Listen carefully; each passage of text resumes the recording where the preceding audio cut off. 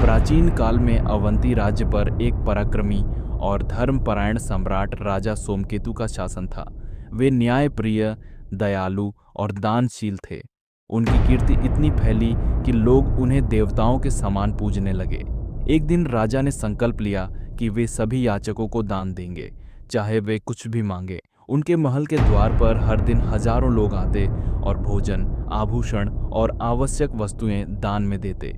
एक दिन यज्ञ के दौरान एक गूढ़ तपस्वी दरबार में आया। उसके नेत्रों में अद्भुत तेज था। वह राजा के सामने खड़ा हुआ और बोला, राजन, मैंने सुना है कि आप सबसे बड़े दानी हैं। क्या आप मुझे मेरा इच्छित दान देंगे? राजा ने गर्व से कहा, जो मांगना है मांगो, मैं अपनी अंतिम श्वास तक दान देने को तत्पर हूँ। तपस्वी ने मुस्कुरा कर कहा, मुझे आपका सर्वश्रेष्ठ गुण चाहिए। राजा चौंक गए। वे सोचने लगे, सर्वश्रेष्ठ गुण, यह कैसा दान? उन्होंने पूछा, तपस्वी, मैं इसे स्पष्ट रूप से समझना चाहता हूँ। तपस्वी बोले, आपके राज्य की समृद्धि, आपकी वीरता, आपकी प्रजा का प्रेम, सब आपके किसी एक महान गुण पर आधारित है। यदि आप सच्चे दानी हैं तो मुझे वह गुण दीजिए जिससे आपकी महानता बनी है। कठिन निर्णय। राजा गहरे विचार में पड़ गए। क्या वे अपना पराक्रम छोड़ें?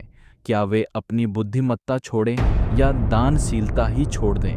उन्होंने अपने मंत्रियों से सलाह ली, लेकिन कोई उत्तर नहीं मिला।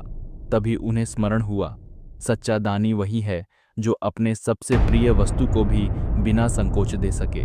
उन्होंने तपस्वी की ओर देखा और बोले, हे महात्मा, मेरा सर्वश्रेष्ठ गुण है सत्य पर अडिग रहना। यदि यह आपको चाहिए तो मैं इसे त्यागने के लिए तैयार हूँ।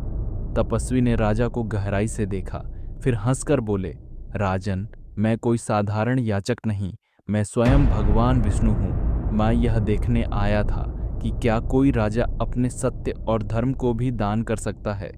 तुमने यह सिद्ध कर दिया कि तुम सच्चे दानी हो। भगवान विष्णु ने आशीर्वाद दिया।